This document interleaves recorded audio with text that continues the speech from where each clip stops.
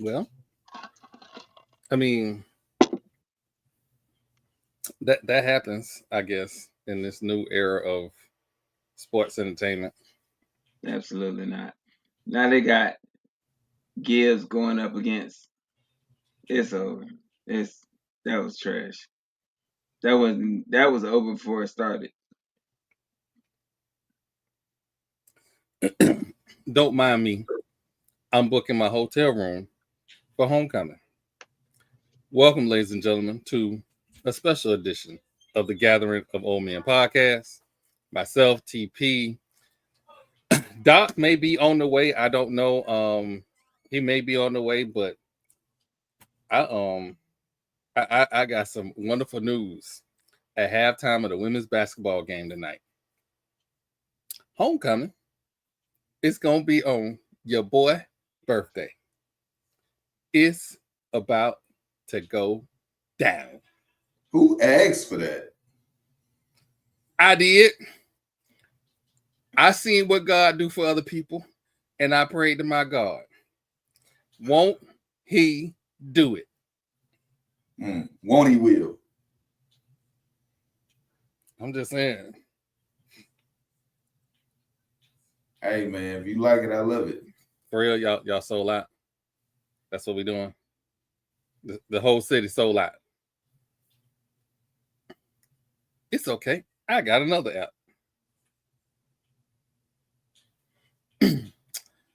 So, how gentlemen, while I do this, how's everybody? They going?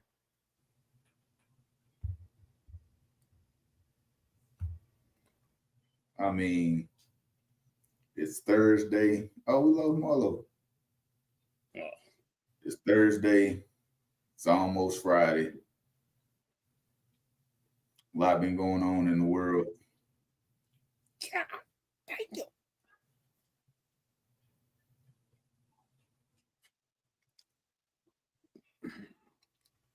All right. So, the TP, $500 a night for a room during homecoming. Mm-hmm.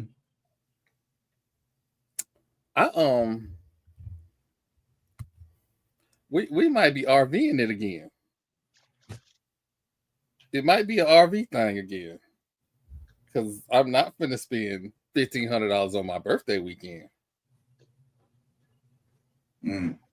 That's drinking money. I need that to drink. 1,500. You gonna drink that much? Damn. It's my dog birthday. It's my dog birthday. Listen, man.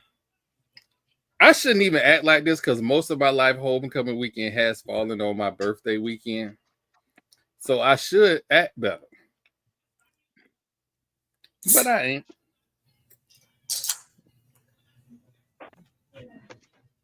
Yeah, dog. Yeah, dog. We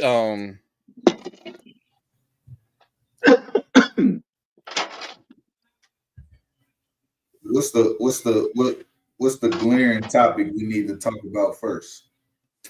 You know what I mean? Let's get it. all right. So In this wide world of sports. We talking about Zion. What we talking about, man? all right, we can start with Zion. We can start like and build into it because I know everybody want to hear me talk about. Y'all know we're gonna beat that dead horse tonight. We're gonna beat that dead horse tonight because the mothership there's a lot of horses that are begging to stop being beat, but we just won't lay off. And one of them is Tubby. Shit. That's the dead horse that is gonna continue to need his ass whooped until it gets Mac right. That's what we call it down south. When you ain't doing what you're supposed to, you're gonna have to get some Mac right. Mac right is built to ass. I get it's a grown man, but for some reason they have gotten it in his head that he now thinks that it's okay to not play back to backs. And the glaring issue around this is the fact that even David Stern is talking about lowering the amount of time per quarter to 10 minutes. I would tell you why he talking about lowering that time. That ain't got nothing to do with people not playing and all this. People talking about they don't want to play back to back. Look, they losing a lot of money on them overs. Hey, if you betting on basketball, hey, take the over. 90% of the time they hitting. They scoring 220 plus every game. Because nobody plays defense. You wonder why the sport is losing interest? Because nobody plays full throttle. I watched the game where it was 5 consecutive possessions of pull-up threes, no offense ran. But back to Zion. At some point, we got to get to where we moving on. Because it can't keep being the same story. Oh, he's hurt. Oh, now he's not in the best shape. If sports is your job, it is your job to be in shape. I'm sorry. That is literally your job. If you are not prepared, then you should not be earning millions of dollars. Because you are taking the opportunity away from somebody who's probably busting their ass 7 days out of the week. And they are in shape. He would never make it in the Heat organization. We talked about that on Tuesday. He'd have never made it in the Heat organization. Pat Riley would have ran him out of there first year. Like literally ran him out of there. Like he'd have been running and he would have passed out and that would have been the end of Zion. Well, he would have been gone. His bathing suit gear in Miami would be a whole lot different than it is in the Big Easy. They don't give two its. Put the gumbo down. Look, and then they messed up and sent him to an eating capital of the world. Look, you can't send somebody who like to eat to New Orleans. Boy, that boy down there eating that crawfish, that touffee, that fried gator, the gumbo. Eating broquettes in the morning. Charbroiled oysters. Bro eating good down there in New Orleans, man. He eating good, and look, we can tell he eating great.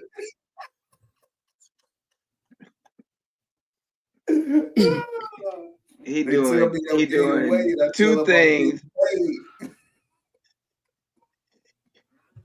He doing two things in New Orleans he probably wouldn't be doing in Miami. I say probably because one of the things is he has for the women of the night. And in Miami, there's a lot of that. So, but he's doing way too much of that in New Orleans. And he's doing way too much eating. See, that Cuban food hit different down south. You got that seafood that hits different down south. New Orleans has its own brand of seafood, but they gravy everything up with it. You don't get that down south. It's a lot of calories in Cajun food. Trust me, I'm a lot of calories. I'm well versed. You know what? You know what's beautiful about? You know what is beautiful about this? About 3 years ago, when I was saying all of this, I was body shaming. You know what, y'all? No, I like the way y'all come around. I like the way y'all come around. Wait a minute. I've always said Zion need to do some more pushbacks. It ain't his pull up. And what did I say? You know me. I like to stay subjective. I said if he is able to play it this way, more power to him.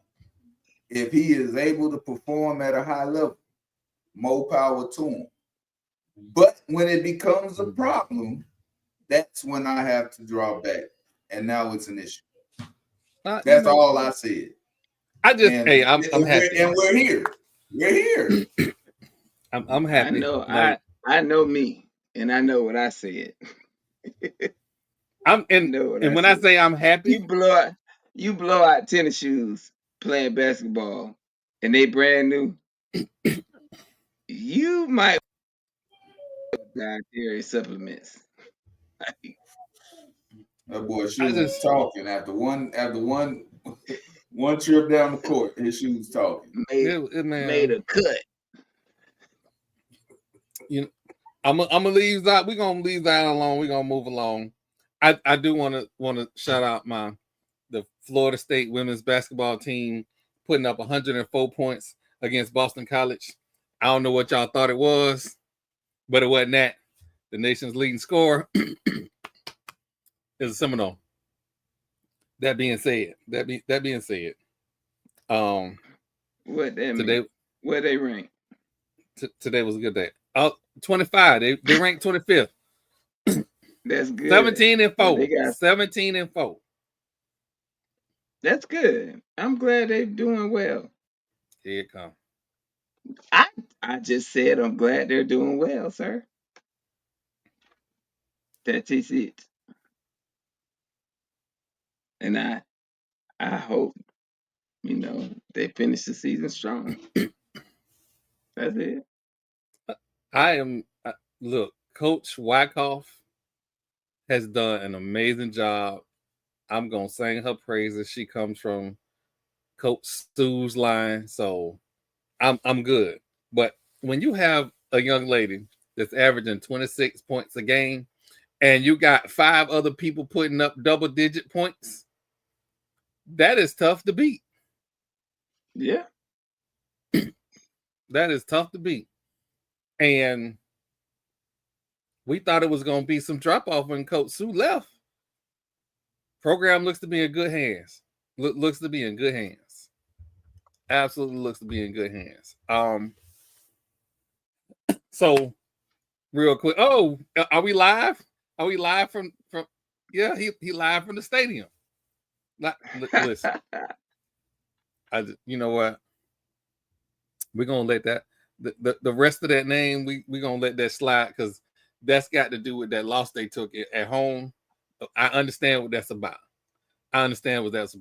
But what I want to talk about, Doc, is the young man from Alabama A&M. I'm hearing he looking like a Raider.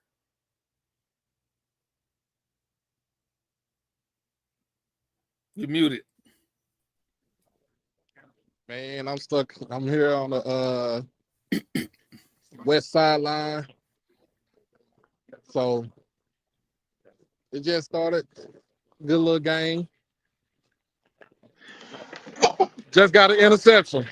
The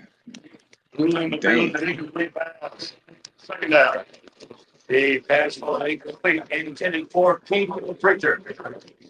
So and get back to my job. All right. We're gonna hook up later. We'll hook up later. Hey man, get back to the job right there. I understand. I definitely understand. I'll tune back in. Okay. So, shout out to Doc working the game. We gonna again when he gets a free chance, we gonna get some player breakdowns and talk about a couple players. That kid from Florida State, the Alabama A&M kid, who apparently is just shooting up the boards. They're talking about top 32 now. He sound like a Raider. That's all I'm saying. You got some needs on the offensive line. Y'all ain't got that many picks in the first round. As a matter of fact, I thought y'all only had one, and it better be a quarterback. Better. Better be. We'll see. If y'all draft anything but a quarterback. They was talking about Russell Wilson. Oh, Lord. There is nothing that will piss Troy off more. I told him the Russell Wilson disrespect gonna have to stop at some point. Because he gonna be a Raider. Because they probably ain't gonna use their first pick. That's my quarterback. That's my team. That's gonna be you. The disrespect that's just happening for no reason. No reason. I didn't. You know what? Hey, We're gonna we're gonna move I along. didn't put that narrative out there. This is what We're gonna organizations are move talking about. along. We You too brought to it it. on yourself. I didn't pray for that. That was not my prayer. I know what I prayed for. That is not my prayer. Anyway, and by today's outcome, God grants my wishes. Anyway, so some more gambling news that came out from the same setup that happened with the other kid with the Toronto Raptors. Terry Rozier is being implicated in a performance abnormality as it relates to sports gambling. And this is important because he's currently on a $20 million deal. This could harm his career irreparably. It can end it, not harm. Yeah. It can end it if it comes out to be true. I don't want it to be true. But as we've seen, gambling investigations take time. You know, what they say is what's done in the dark will come to the light. That's generally what happens. And the Calvin Ridley thing, we thought it was a one-off. And then it turned out it was baseball players and baseball coaches. Like it wasn't a one-off. But as the investigation rippled out, names started to come out. Shohei Ohtani, interpreter, apparently was imitating him making bets. You keep saying apparently. I'm saying they have I guess they have either video or audio him that he did it. Yeah. So not Shohei. I said, did you not hear me? So again, it takes time for this information to come out. And I tried to call or like see if there are any documents about the investigation or charges. Ain't nothing out there yet. They still investigating. So that means is more people that's gonna get implicated.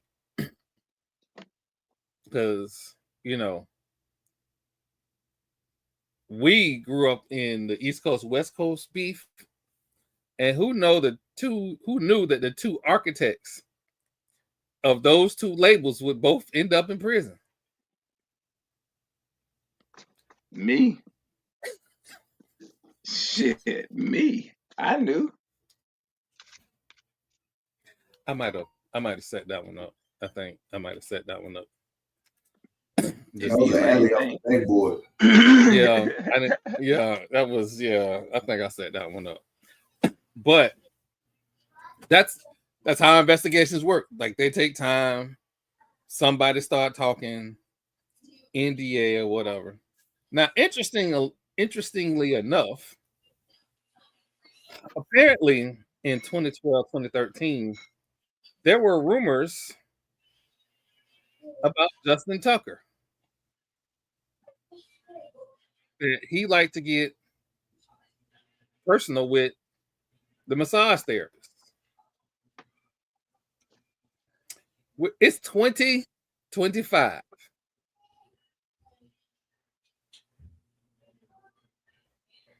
He had a down year this year. Would we agree? This was his worst kicking year as a professional. Yeah, statistically. Yeah, statistically, he missed a lot of kicks. I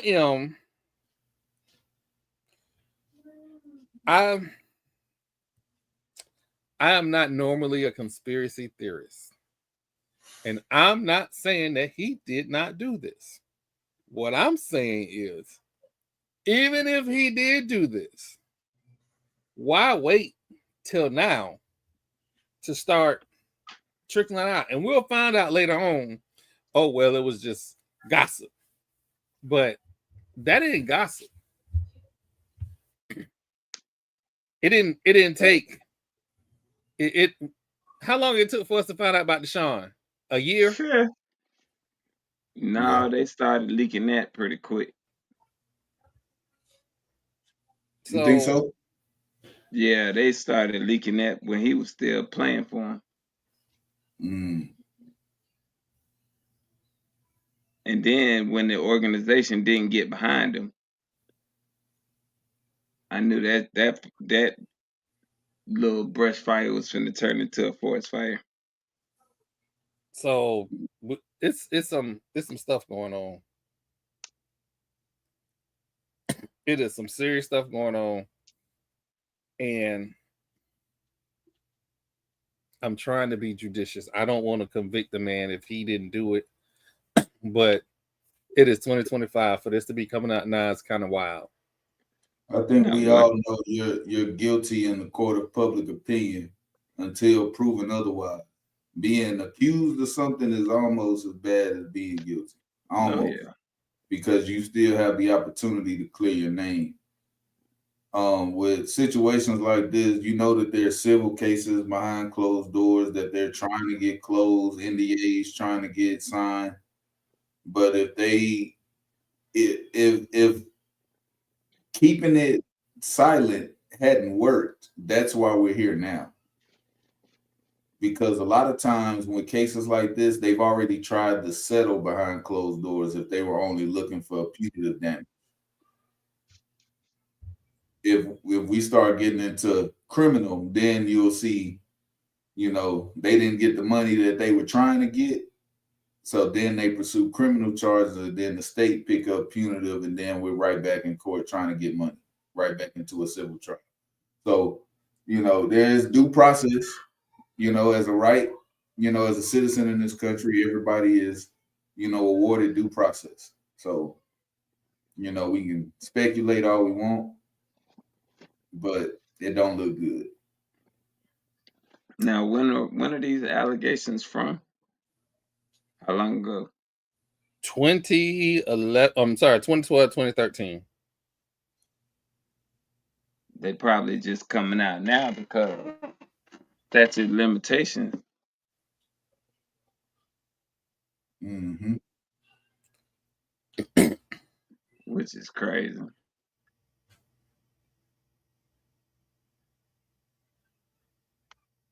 I I don't know. I don't want to say the man did X or Y Z or any of that, but it sounds Yeah. crazy. Yeah, and It then it just don't look good. It now don't look good. where they go come out with this dang on massage therapist being the way out.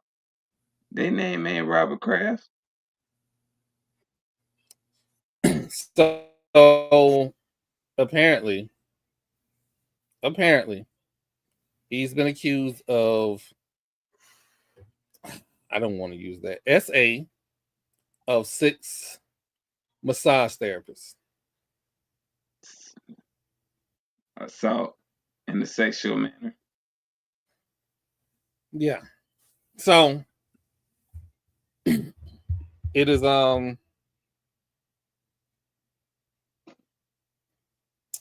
so this occurred between 2012 and 2016 in the Baltimore area. According to the story, several therapists said Tucker's behavior was so egregious that they ended his sessions early or refused to work on him again. And two different spas banned him from returning. How is that not immediately a red flag?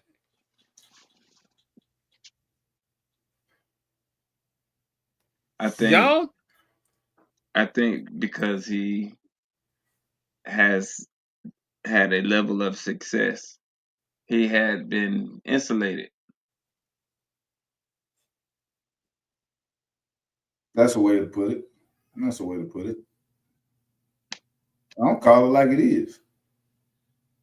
When you good and you the golden boy, nobody want to see you fall, especially the organization, because you represent them, and Yeah. that is their opportunity to win a Super Bowl, basically, because you were looked at as the greatest kicker of all time.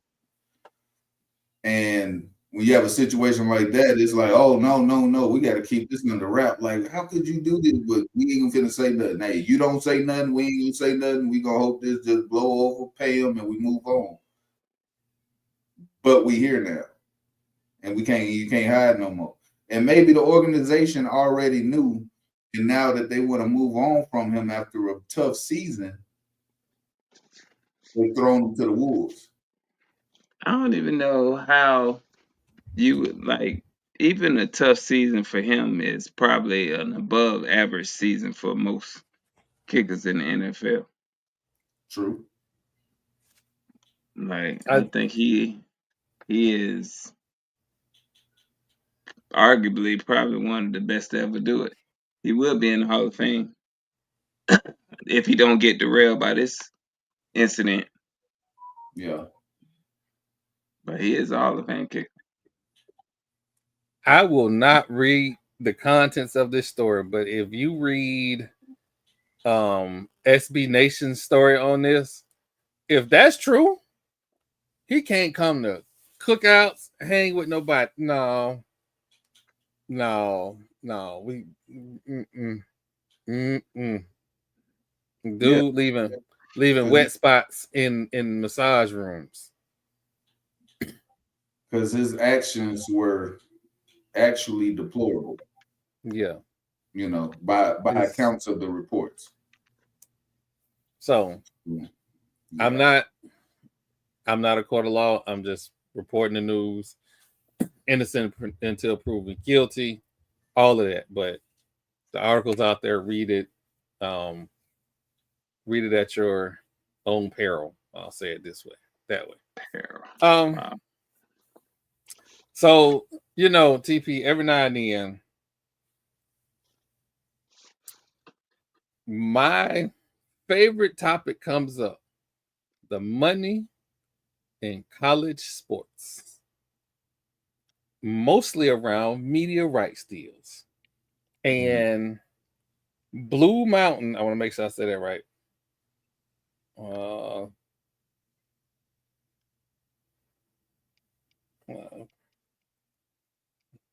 here we go. The gentleman from the Big Mountain podcast. They do a lot of work on the Mountain West. That's their area of expertise.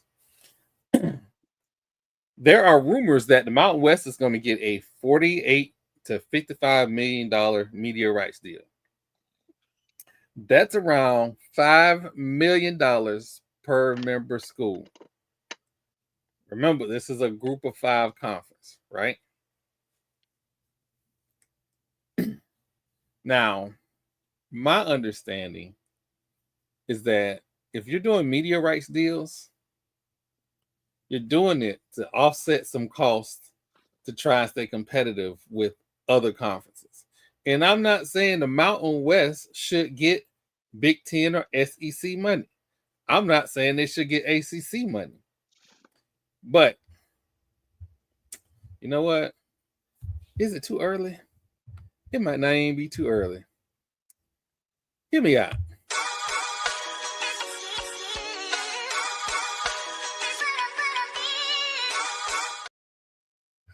So, if the Mountain West is getting $5 million to school, right?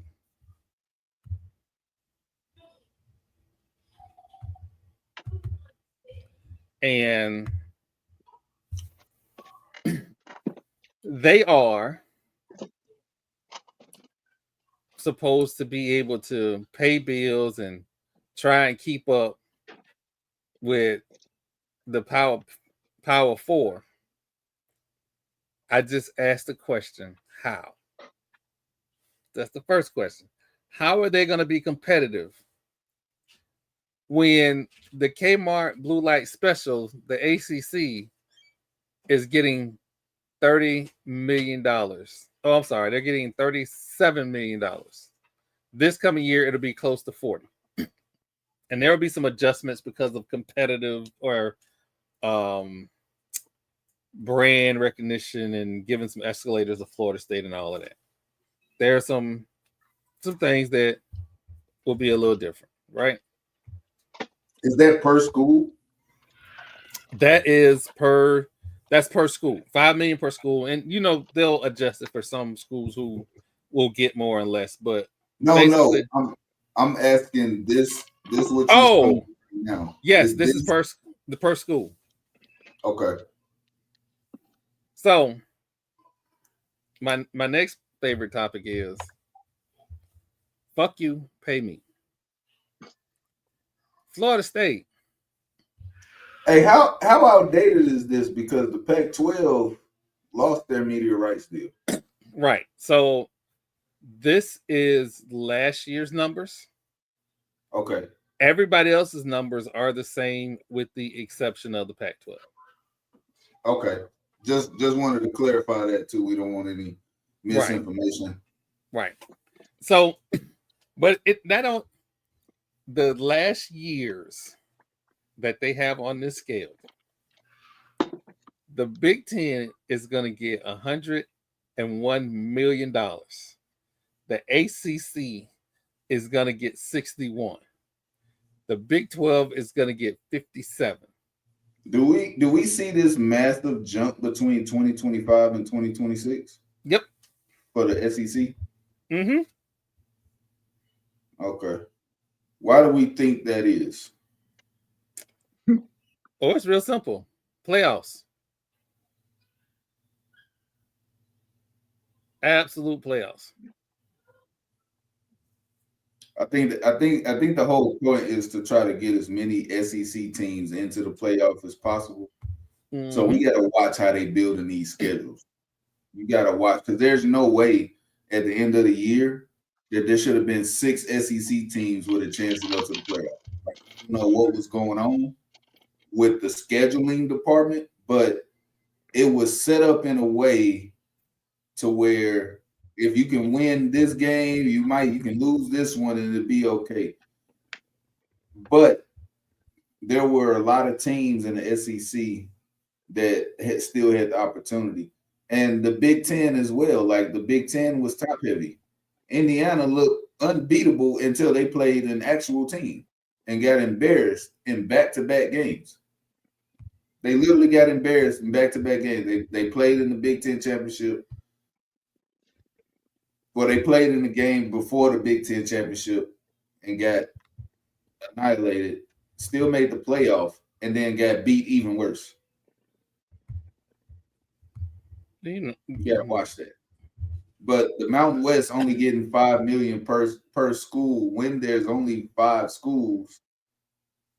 I don't know, man. That the disparity after you get out of the Power 5 is such a big drop off, but we expect the teams that are still FBS to be able to compete.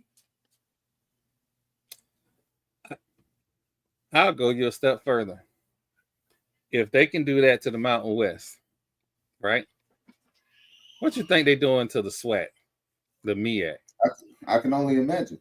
And the movement is what we're going to see is players aren't going to go there based on NIL compensation. And then you look at Boise State is Mountain West. Okay. At some point, are they gonna move on from the Mountain West? Till we see an exodus of the top teams from the Mountain West trying to move into these Power 5s if they're accepting applications? We know the Big Ten love bringing in everybody. So you never know what can happen there. And the Big 12, to have Arizona State represent them this year said a lot. It said that the teams that were already there weren't competing. And Arizona State showed you that they weren't competing. They came from the Pac-12 and they flipped their wins and losses. They went from 3 wins, 11 losses to 11 wins, 3 losses in 1 year. So a lot of teams are going to look at that diagram or that blueprint for getting players is to move to a big conference. Well, I've looked at the trends of this media rights thing, And I'll be honest with you, I want a HBCU super conference? I don't. That was my next question. Do we combine the MEAC and the SWAC? And the what is it, SCIA? SIAC? I mean, yeah, SIAC, my bad. Do we talk about a merger? Because no. What's the downfall? And then we got to look at the positive, because the positive can be a bigger collective, more people pushing for the money. If you join them together, you have more of a voice. You have more of a product that you can put on the field to where you can highlight the key games. What once was intra-conference now are in the same conference. So a couple things we need to be aware of. There are a lot of people talking about how ESPN how conferences aren't actively looking to realign, but there are, how do I want to say this? There are nudges coming from the mothership to say, hey, take a look at this school. Take a look at that school. Those conversations are being had. But look at the bigger picture. You got, and I hate to say corruption, but you don't have people that's always looking out for the best interests of the entire conference making these decisions.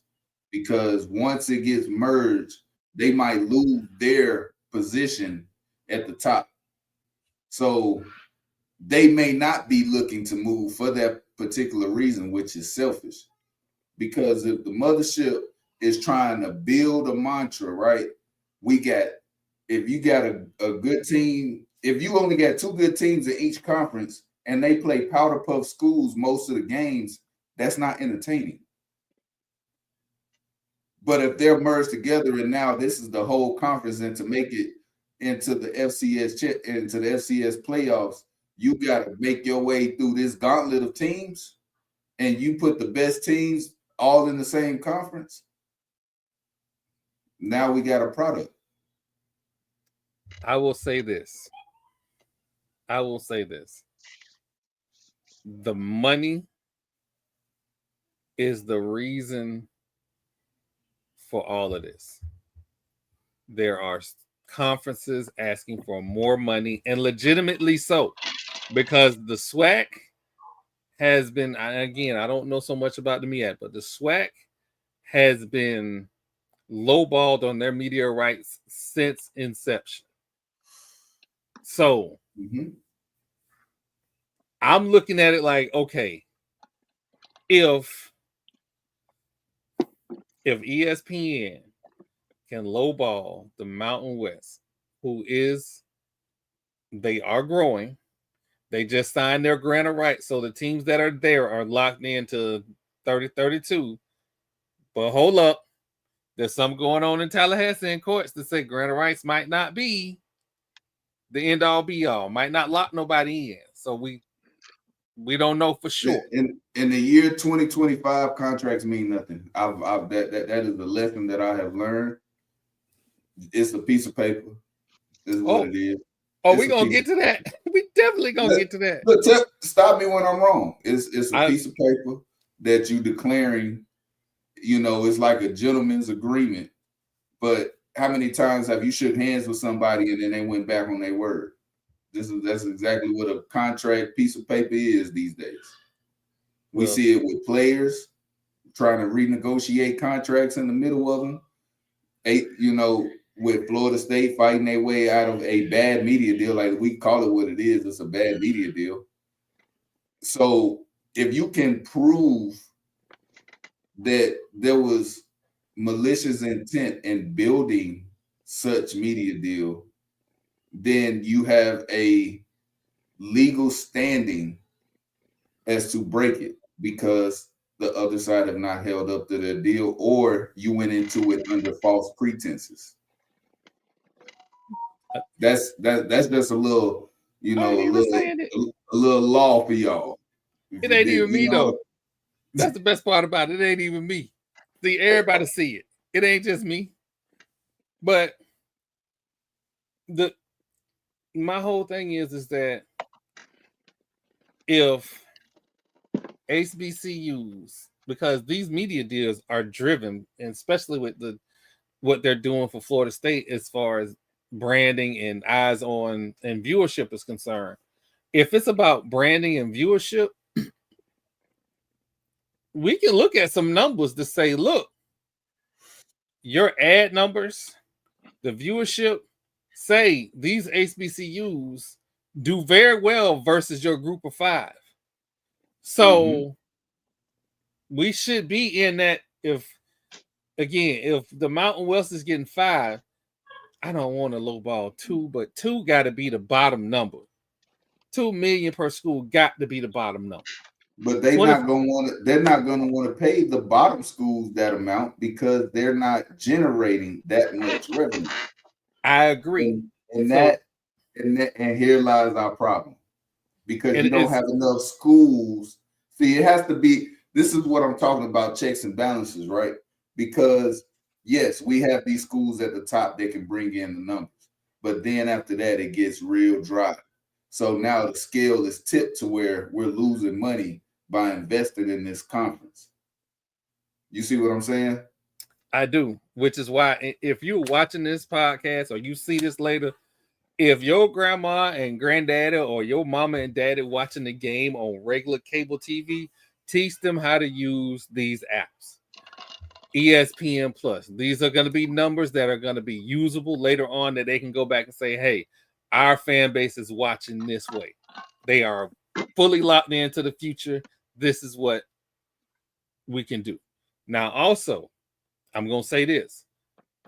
For the people that are in place scheduling these games, it cannot be main event games on ESPN Plus. FAMU and Jackson State cannot ever be on ESPN Plus. Just an example. There are other schools. That can never be a thing. So Main or primetime games should not be behind paywalls. Exactly. So these are the things that whenever, and I know I'm the main one saying that, sidearm sports and flow sports. Like, I ain't gonna lie, them platforms piss me off. I should not be thinking about how I can improve somebody's software while I'm trying to watch a basketball game. That should never be a thing. But I also know these are the mechanisms that are in place. As long as they're generating numbers, they have data to take back with them when they're making these media deals. So teach your family how to use the new forms on how to watch.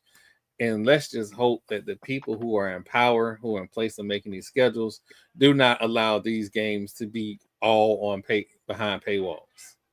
And to be honest with you, I'm not gonna lie. Some of the best play-by-play that I've seen is at Mississippi Valley State, and that shit is on they own YouTube, just free old YouTube. Even that school in Daytona, even though they mess up the name sometimes, they own YouTube. And that's not a bad thing, because God knows $9.99 and $15.99 to pay for one game that's crazy. But I digress. Y'all, as we said in the beginning of the podcast, FAMU released their schedule. I immediately at the beginning of the podcast started looking for hotels. I was dismayed. None was available. I don't care. I ain't got no problem with no RV or renting no house. It's not a big deal. But 2025 is already upon us. We're talking about getting ready for the draft, players at the Shrine, East West Shrine Bowl, the Senior Bowl. I need to say something, and I need everybody to hear it. If Florida State has players at these postseason camps and awards, stop telling me we did not have talent. 2-11 was unacceptable. Now this season, I got cause to be excited. It's short calls because we got a short quarterback, and I don't like short quarterbacks. But we got cause for excitement. I don't know what you're shaking your head for, Marlo. We run the option anyway. I'm cool with a short option quarterback. What? What am I saying? What am I saying wrong? First of We got all, when did they run the option at UCF? Man, that might as well be the option. Don't do that. When did they run it? They didn't. They ran a whole bunch. I'm just gonna go ahead and say this. A RPO is the option. You just got a throw component to it. No. I mean, it's in the name. It's called a run pass option. Yeah, but it is not a run option. I ain't saying they run it a veer. Yes, it is. It is a run option.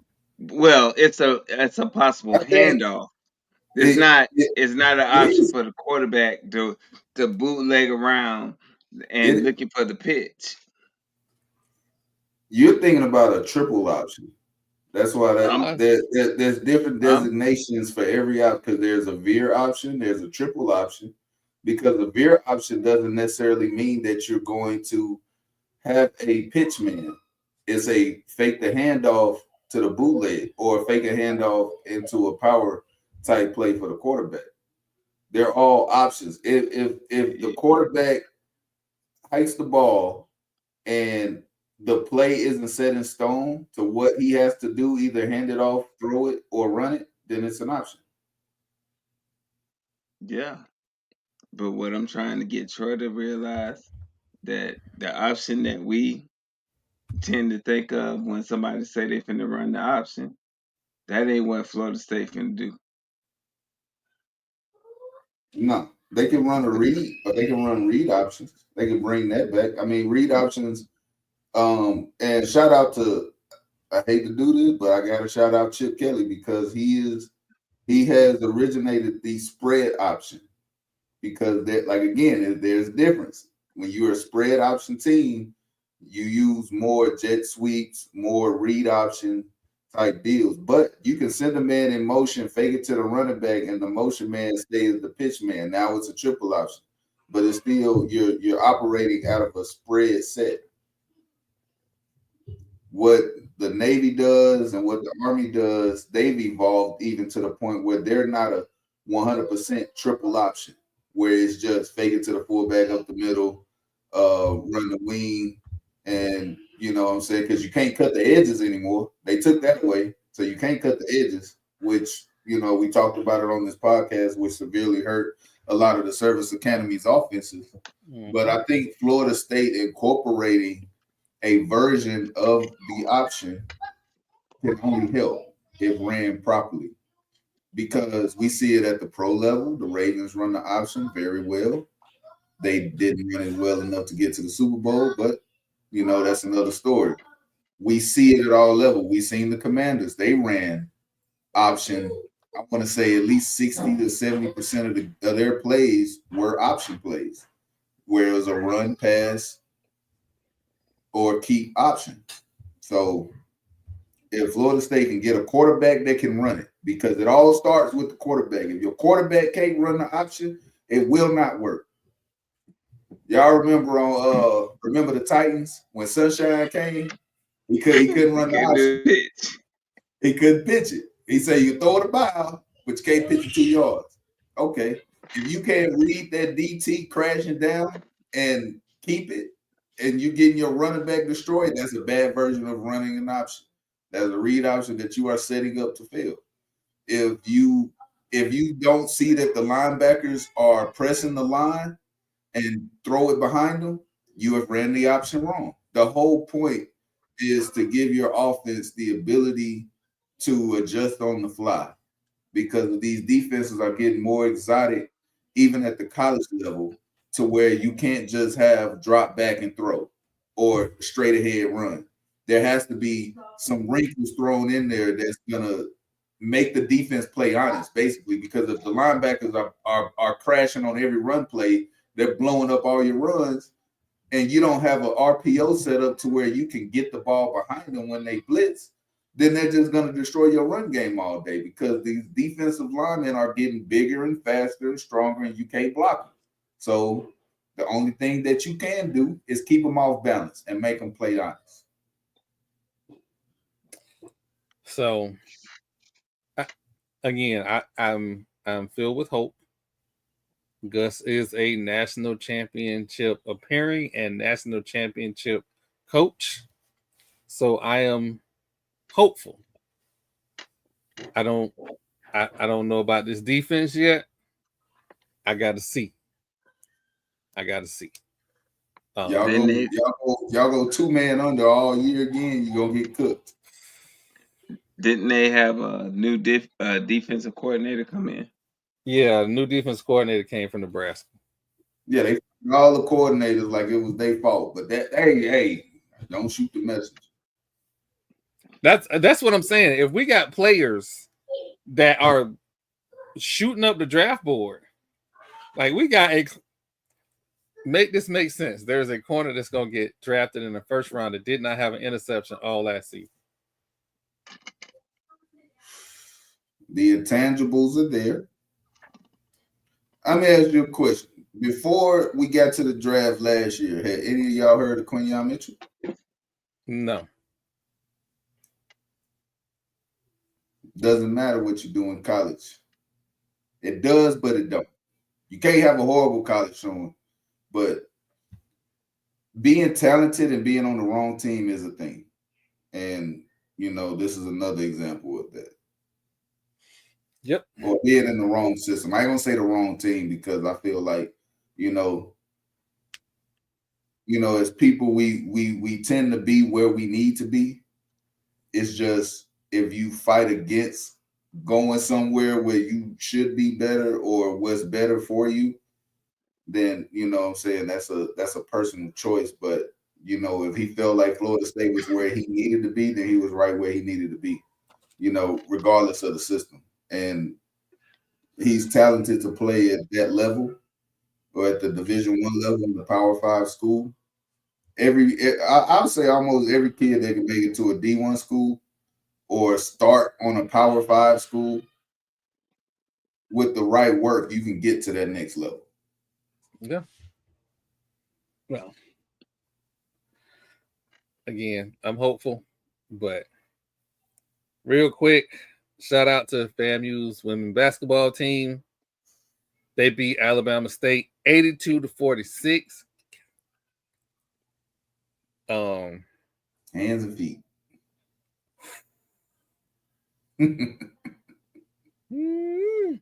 As they should, though. Miss Hendrick. It should have been by more. They let off. Miss Hendricks scored 21 points. I can't say this young lady's name. Is Guy. I want to make sure I say that right. She scored 13. Miss McEvans scored 12.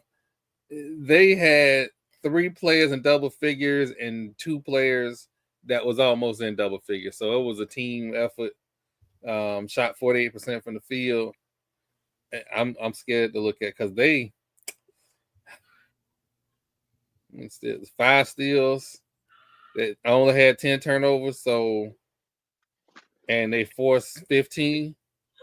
I mean, coach pressure.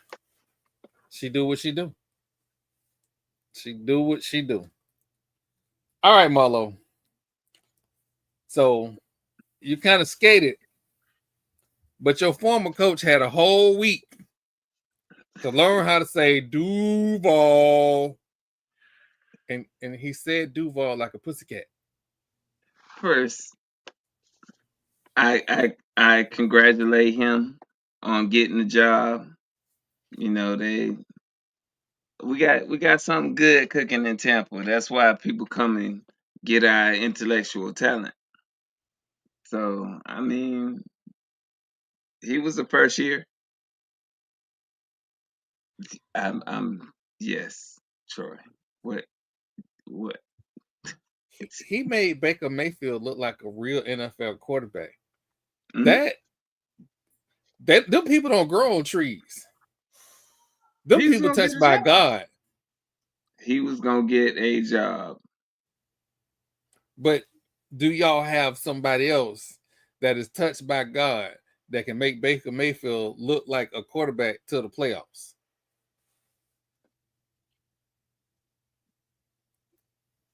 Yeah, yeah. Nobody knew where he came from before he shined in Tampa. I'm not gonna lie, nobody did. I never heard of that dude. And then Hmm he just showed up and was like, "Don't worry, I got him." Because that was a construction project right there. It Because was even more than Marlo's, that. It yeah, was because he had more. lost. It if you look at the injuries that we had during this season on the offensive side of the ball, he did above and beyond what was expected of him as a coordinator.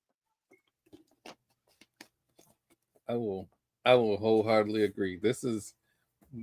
This past year was probably the best coaching job I've seen a Buccaneer coach do outside of when Jameis threw for them 5,000 yards. He also had 30 interceptions. But he had 5,000 yards. That was a lot of coaching. No, that was a lot of. Here you go. Here you go. I got you too. Here you go. You got to try real hard to have 2 interceptions a game. God has not cured him of the pick six. God God, just need to cure him of the pick six, and he gonna be all right. I just want to say that he didn't throw 2 interceptions every game. He averaged 2 interceptions. So some games he didn't throw any, but it was one I think he threw 5. So I know it balances it out at some point, but when he's good, and when it's when it's You know bad, what? it's bad. I will take him over Russell Wilson right now. Because at I mean, least I know after the your game, team. Hey, your team gonna be motivated, and you're gonna see some wild plays. you ain't never gonna hear no post game or pre game interview like you gonna hear. He the king. That is the king of the motivational speech before the game. When you ride a dolphin, you can't make this shit up. This fool You said, gotta eat the W if you want to taste victory.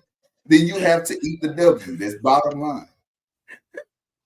oh God, oh man, "Oh shit."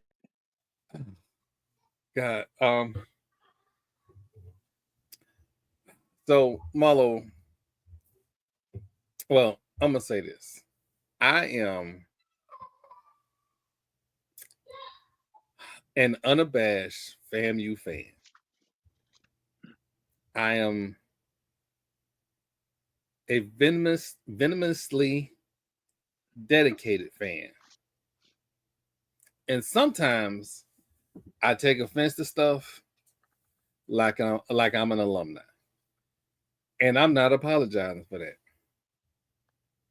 Just know when I take offense and I stop going back and forth, it's because I picked up the phone and I called Marlo. I say, Marlo, man, these people that keep talking, man, I can't. Like I be trying, but they be acting like they shit don't stink too. And then Marlo get into his Zen mode. Again, when Marlo get to his Zen mode, I don't know this dude. Because I've seen this dude crash out by FAMU. But TP Marlo was And like, and we're good will. over here. We're good over here. Let them talk. I was like, all right, I'm going to let them talk. I want to fire back, but I don't. I let them talk. But you gotta put it all in context. Anytime somebody is talking about you, uh, trying to bring your character down, trying to say negative things about you in any instance of the word, it's one or two things. A, they're jealous, and B, they want to be you, which is the same goddamn thing to me. 17 So national championships will do that. I'm just saying, I don't I don't like to get stuff like that oxygen because it don't even matter. See, you better than me. Because I know them Ibis people want one ACC championship. They just want one. Because they know they ain't getting another national championship. Not in this lifetime. So they just want one national championship and they just want to bump their gums. Oh, y'all was 2-12 and all yada yada yada. Dog, y'all went to the Pop-Tart Bowl. We are not the same. On purpose. So we are not the same on purpose. It's, I understand. I get the jealousy, but boy, do you know how bad I be wanting to say, keep it up. Keep it up. I keep one in the chamber, keep it up. Because y'all be capping for people. Y'all be carrying the people flag, but y'all ain't had now raffle as a fundraiser for a university. So stop talking to me. I guess I didn't like that was not me being a better person, huh? Oh well. I tried.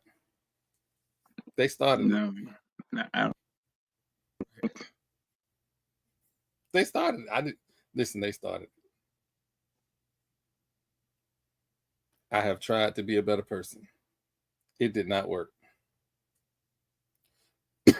I'm trying not to crash out because of lightning. We haven't talked about, listen, if you followed the podcast last year and you noticed that we haven't talked about hockey, it's for a reason. It's because they let them people in Sunrise, Florida win the championship. And they write down Sunrise, Florida, and you right down the street from the projects. So right now, the Lightning are 49-26, 55 points, and they are, I want to say, 7 games back of Sunrise, Florida. That just eats me up that Sunrise, Florida is in first place. They play decent though. Ain't nothing in Sunrise, Florida but malls and sunshine. They don't know nothing about no soccer, no hockey. And ice skating ring. Because they playing some damn well. Better be glad I ain't running this Zamboni. Oh my God. I'll be doing crazy eights in this show. Shit. All right. So I guess I've been trying to avoid talking about my Raiders. I don't know what we're gonna do. Nobody does. Like, my hope is they go get Derek Carr and draft Ashton Genty and figure the rest out. Get a Dylan Gabriel in the second round or something. Do something. Because right now, it look bleak. We held on to our defensive coordinator. But what we're going to do, man, we're going to be the Bucks. What the hell did you just say?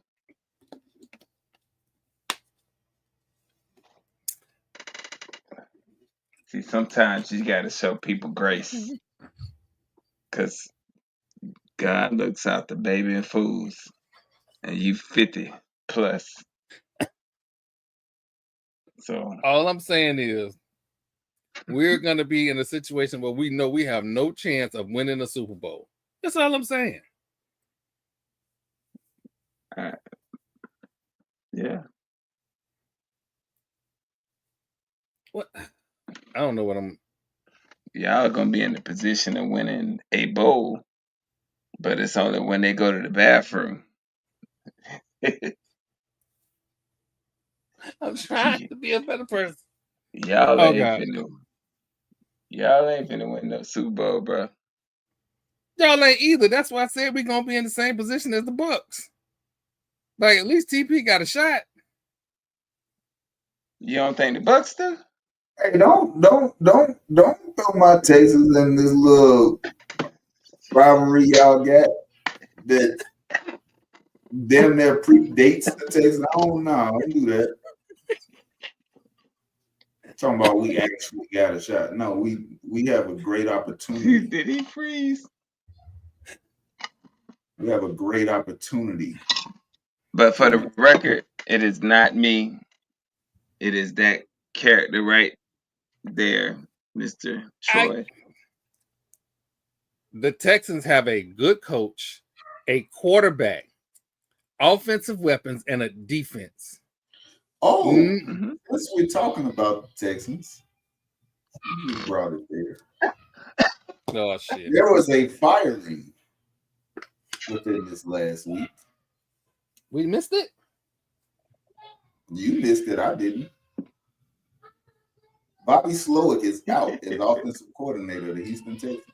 Oh, that Marlo. That's what TP. That's why TP happened. Smile Oh, I to saw my that. face. Smile to my face. Yeah. You know, an endless number of third and longs will get you fired as offensive coordinator, and it's finally time that we hold people accountable. There were too many third and longs that can be drawn to the, you know, that can go to the flow of the offense. It was not good to watch. I was mad almost every game. What are we doing? We had no identity. You can't say that, oh, we're a running team, and then we start the game with 6 straight passes when all of our receivers are hurt. Like a lot of this, what we were doing just didn't make sense because of the amount of injuries that we had at the wide receiver position. It was not set up for CJ to be successful. I get it. He had an outstanding rookie campaign. And last year, there were people calling it a slump and all this. They weren't watching the games. They didn't see what I saw. And Bobby Slowick had to go. There's a reason he was fired. Because he made it to the second round of the playoffs. If you think he was doing a good job, he would still be there. Because you don't fire your offensive coordinator, you make it to the second round of the playoffs, and you lose to the team that had the best record in the league that's now going to the Super Bowl. You know, that doesn't happen. You fire them when they're not doing a good job. So I hope that we can get somebody in there that's competent, can work with CJ, and get our offense going. And I hope in the offseason we do a better job of securing more weapons. We need more weapons for CJ because people can't stay on the field. We at one point, all 3 of the top receivers for our team had been injured throughout this season, which is already tough to overcome when you have a battered offensive line. So there were a lot of and Joe Mixon missed 3 games. So for us to have still won 10 games and made it to the second round of the playoffs, I don't count it as a complete failure. I mean, anytime you don't win the Super Bowl, I feel like that's a failure. Like that should be your goal every year. But we made strides. We worked with what we had. They made moves when they needed to. We just got to do a better job of next man up. That's what I would say. Whoever that next man up, they have to be ready. They have to be prepared, and they have to have the talent to go out there and perform. So that's all I got to say on the Derail podcast. No, that's all right because I'm gonna take it right off the rails because I started out my day. I get again I like to peruse Twitter and see what's going on in the world, and I saw this kid Isaiah Stewart get ejected from a game for a flagrant foul on Thomas Bryant, and I thought, oh well, he just tired of people calling the NBA soft now. And some young gentleman put me in my place and told me, no, he just liked to fight. It's still soft, but that one just liked to fight. And I was like, okay. And then they sent me a montage of him fighting. So to Mr. Isaiah Stewart, my hat's off to you. Keep up the good work. You are very needed. Bring back enforcers to the NBA. Make the NBA great again. Also, I saw apparently when the Clippers were playing the Spurs, Wemby fouled Zubac on a block. It didn't get called because Wemby does a lot of fouling that don't get called. Wemby got, ran back, or Wemby ran back on offense. Zubac bumped him ever so gently, and he went to the end line. Y'all can never make me like Wemby for no reason, ever. He Tinachi. He needs some weight. A pork chop. Whatever Zion is eating, he need to eat. I don't agree. Do you want to know why I don't agree? Why? As a Rockets fan, could you understand why I wouldn't agree? Yeah. Yao Ming was too big, but he wasn't big.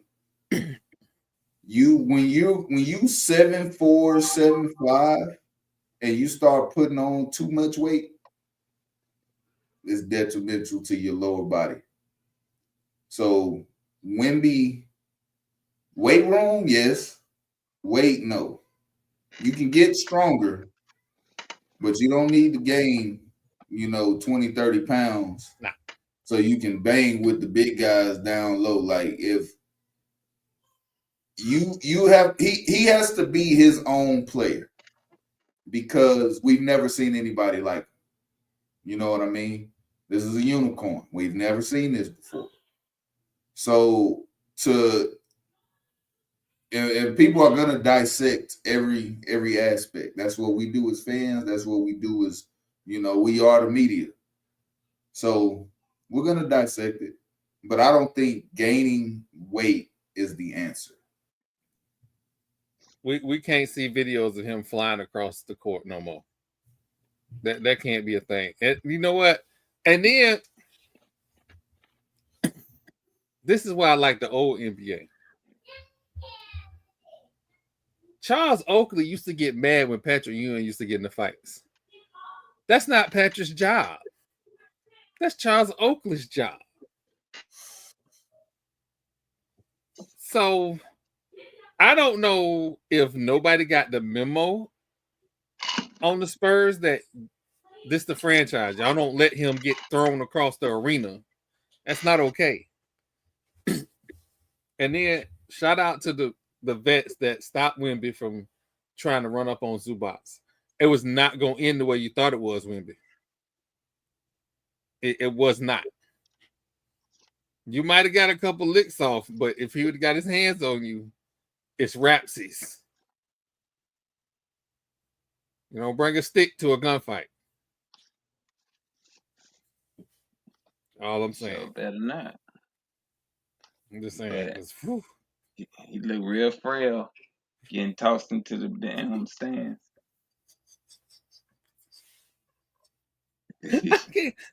You can't unsee that. Like, but then he walked up on the person who did it. Like, y'all better hold me. No, y'all better hold me. He made a business decision. He didn't want none of that shit right there. And I've seen some great fights. Like, there have been some great NBA fights. This was not going to be one of them. No. But again, I'm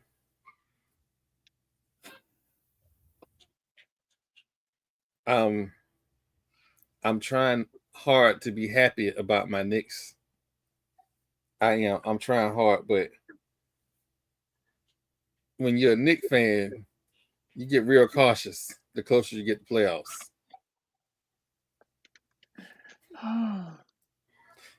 Why are you laughing? You are a closet Magic fan. I ain't in no closet.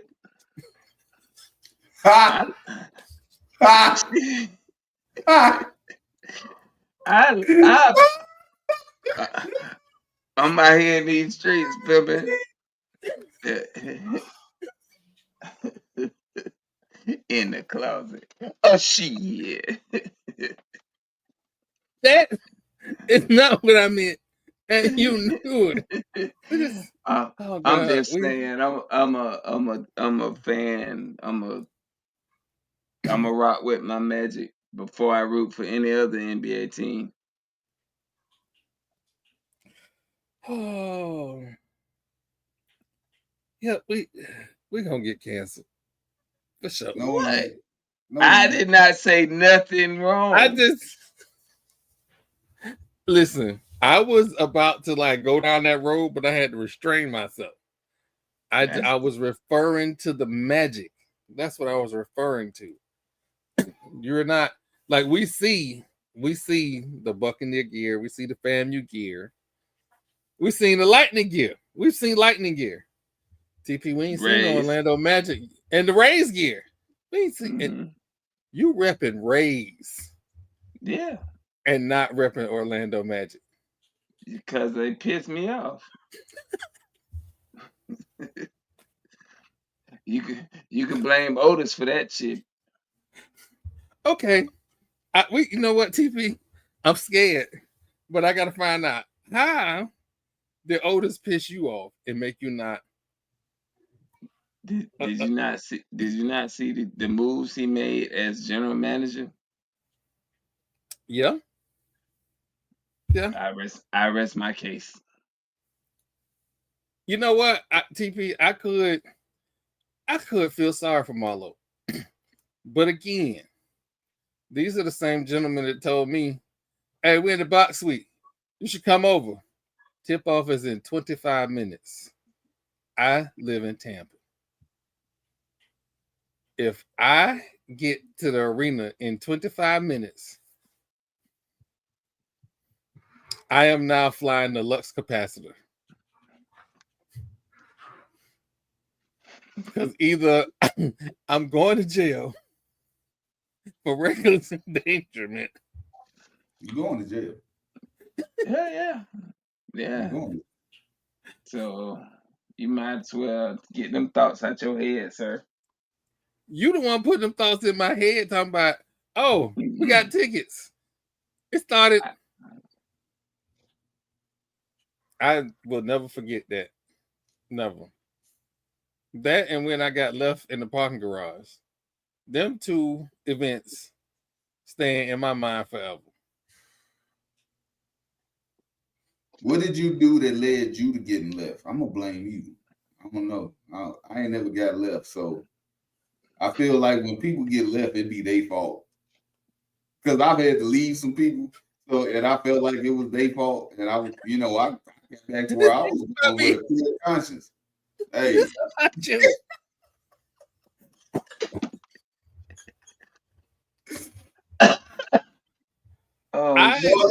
Marlo, was it his fault? You already know. You already know. I was slightly inebriated. Okay. Slightly? I was slightly inebriated. I didn't have to pay for parking. I don't know why I feel like you're using that term very loosely. Loose as hell. This is the same individual that got up in the club yelling spoon, so. We doing that again? Track record. I'm ain't just saying. good choice. Hey, all I'm saying, it don't look good. Matter of fact, it's getting close to sundress and sea sucker suit time, ain't it? Shit. Whoa. I don't know nothing about it. That be Day a little bit. parties. Day parties.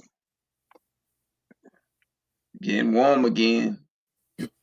Yep. Getting warm here. So you are bound to see something out of the ordinary as far as gear. Somebody gonna have on some full length boots and a damn fur and Daisy Dukes. So we won't know what season it is what you're telling me. You ain't gonna know. All I'm gonna tell you is, I'm gonna It's tell you all this. some foolishness. This time, ankles is out. I've had enough. All Ankles right. is out. Words of advice.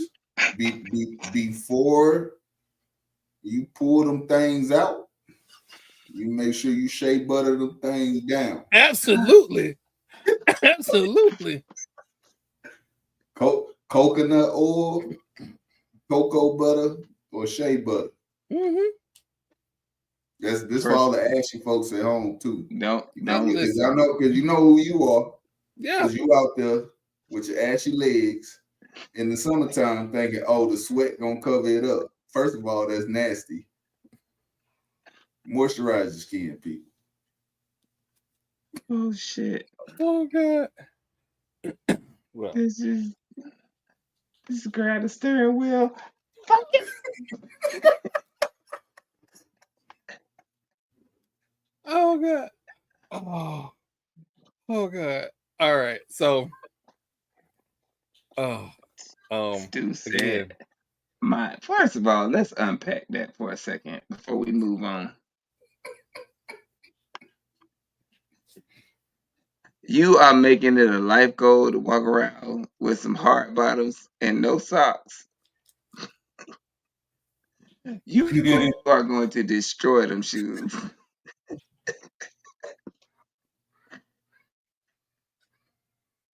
Like you're talking about going to a function where you're gonna be moving around. You're gonna be like, you need to start just training your feet now. Just walk around all the time with them on. Just like tick, tick, tick, tick, tick. Time ticking. I'm gonna show y'all off. So first off, I will not be wearing a size 12. I'll be wearing a 13 because the day party lasts a long time. Yeah, it do. And it is nothing worse. But also, I will be wearing loafers, which are much more comfortable. So I'll be fine. Okay. Let me put this up. Ankles out. This guy. That's what I'm posting. Don't be mad at me because I'm trying to be fashion forward. Yeah. If I don't know nobody who said just like, hey, Troy, I know you're trying to be fashion forward, so why don't you just wear your ankles out? I don't think that conversation ever happened. Ever. I'm just gonna go out on the limb and say he made that up. Again, I'm gonna get a little bit of his weight off. I got about a month and a half. Get my slim suit. Slim suit.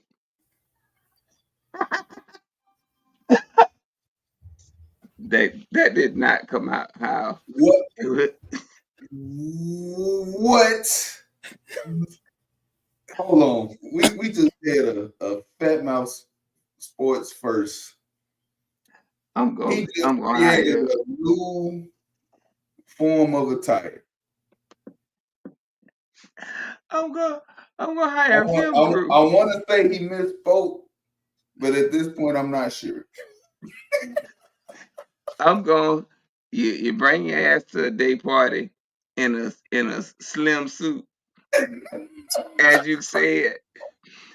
I'm hiring the damn film crew. I want to hope that he misspoke. I I'm didn't, hiring the or I film miss, crew. or me and Marlo both misheard. But this is recorded, so we can always check the tape. Yeah, I'm pretty sure I heard him say slim suit. What constitutes slim, sir? It's a slim cut. It's A not what? huge A in the what? shoulders. It's not huge in the shoulders. It's a slim cut. So you gonna be tight up here? Not tight.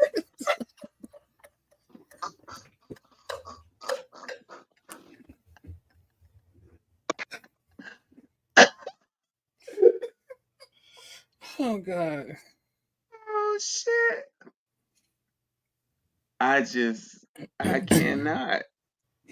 cannot with this guy. This guy is something funny. I want to know where the fans at that got my back. Marlo, when he shows up in this slim suit, photos, Bruh. or it didn't happen. And he probably gonna have his cankles out. I just hope they shea butted down. Oh shit. I am not Ashley Larry. I will not be going out there with my ankles out. Ashley. Oh God. I forgot what I was gonna say.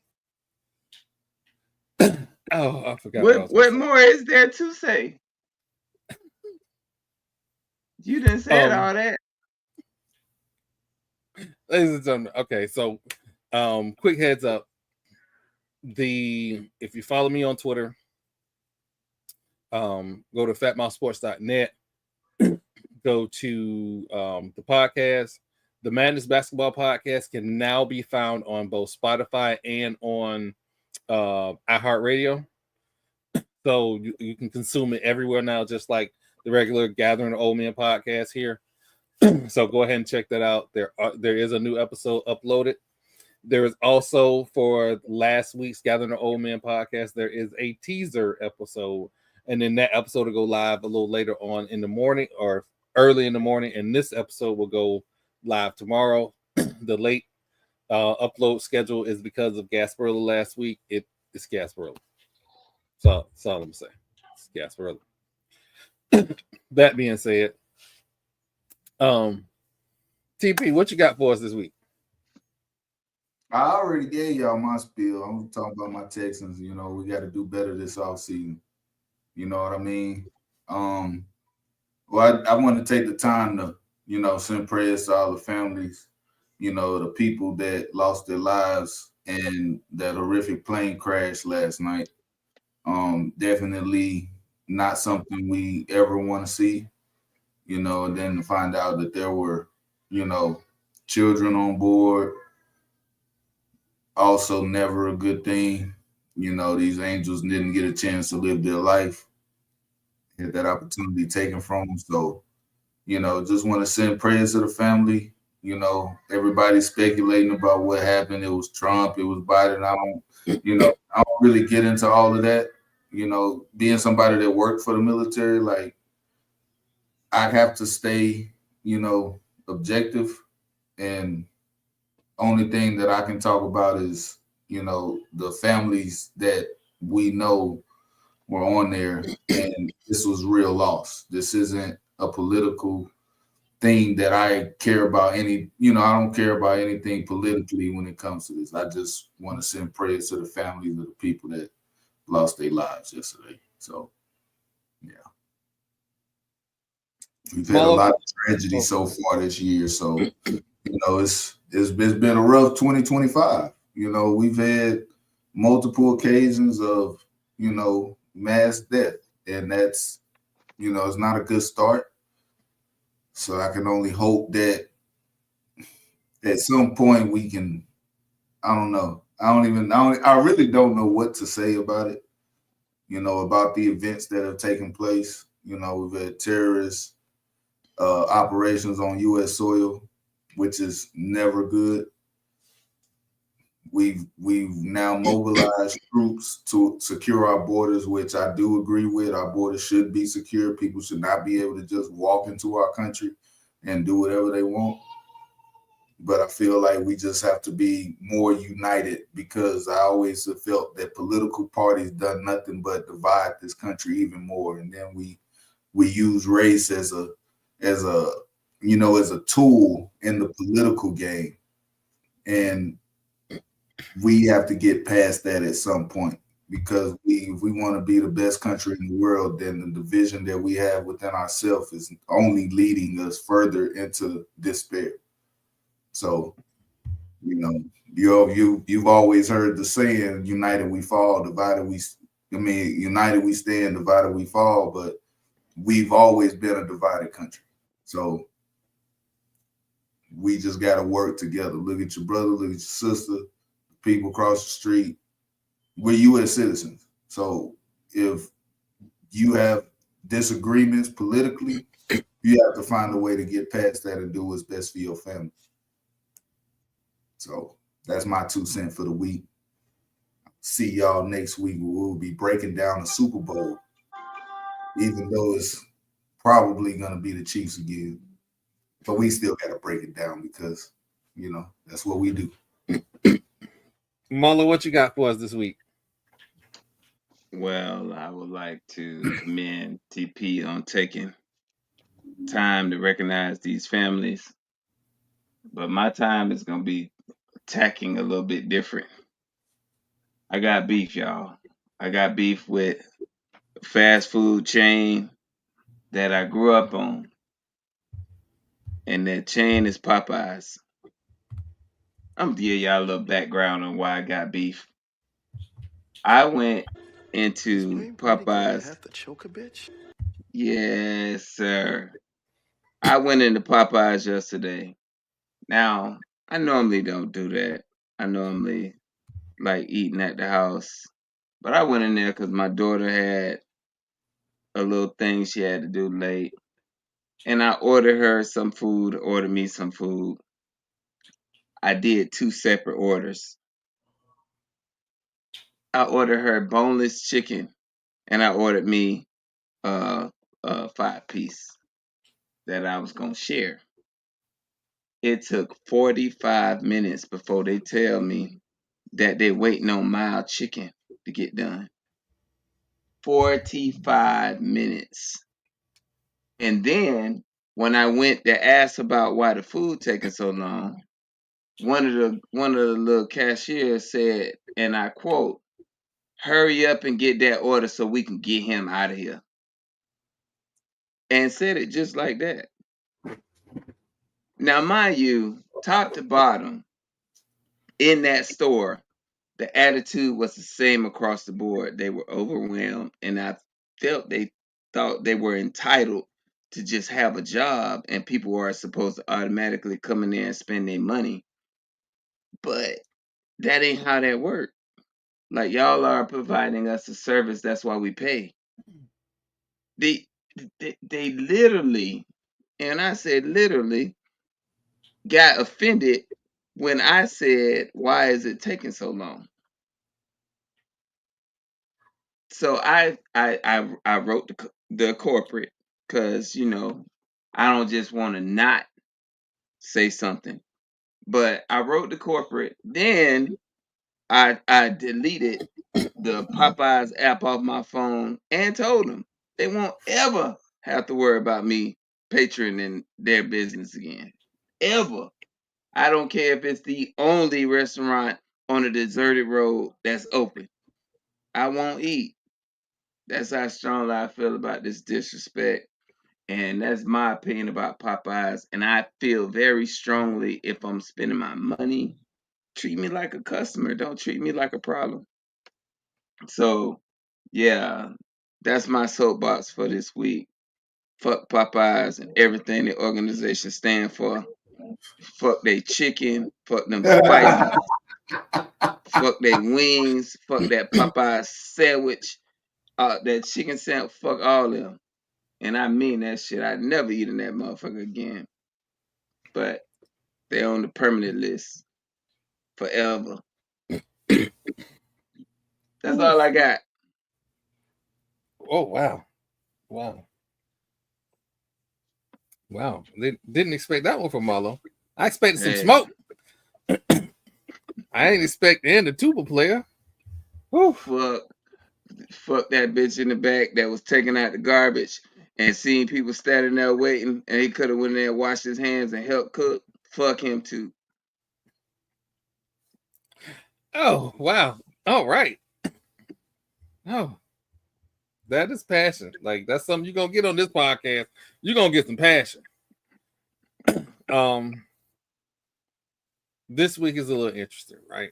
So I am very much lead with love, try to infuse laughter into some serious topics, some serious situations, so that you can digest it and think about it.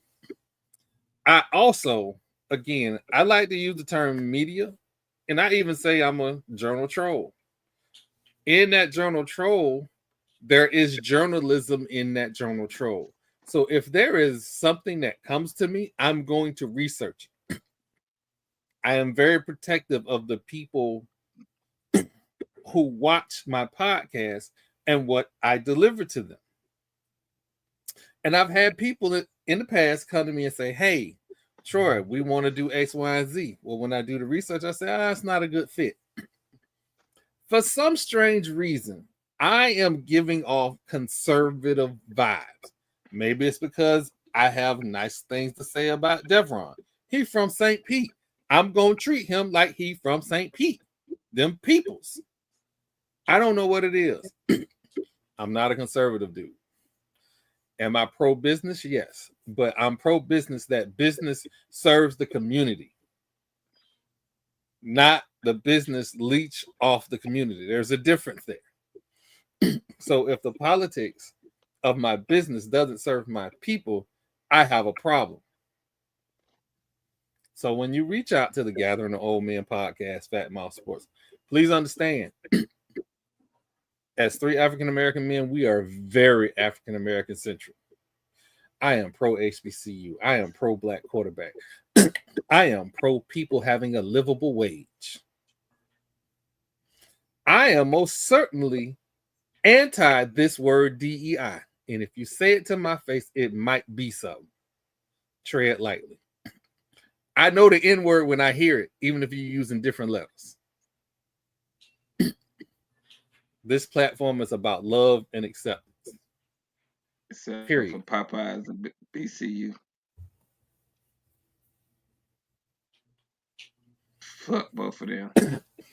I don't know what BCU did to you today, but this platform is about love and acceptance. So when people come offering gifts, I have to research that. So if I don't respond to your request, it's only because I did the research and found out that it's not a good fit. And because some requests are so egregious in their background or whatever you want to call it, I'm not responding. It's nothing personal. It's just I know this isn't going to be a good fit and I don't want to get into the back and forth. That being said, we are on all of your streaming platforms. On YouTube, you can go to watch.fatmouthsports.net. That'll take you straight to the YouTube channel. Like and subscribe. We are trying to get to 500 subscribers. That's our goal for the next 30 days. Help us get to our goal. For myself, Marlo and TP, the Gathering of Old Men podcast, we are out.